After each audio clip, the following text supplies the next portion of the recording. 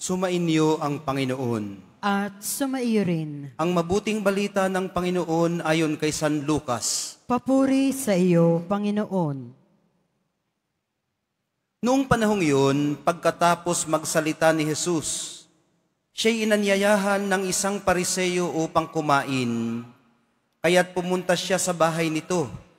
Pagdulog sa hapag, nagtaka ang Pariseo nang makita niyang kumain si Jesus nang hindi muna naghugas ng kamay.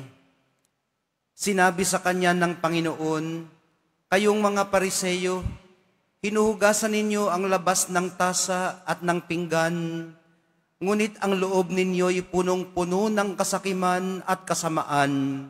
Mga hangal, hindi ba't ang may likha ng labas ang siya ring may likha ng loob?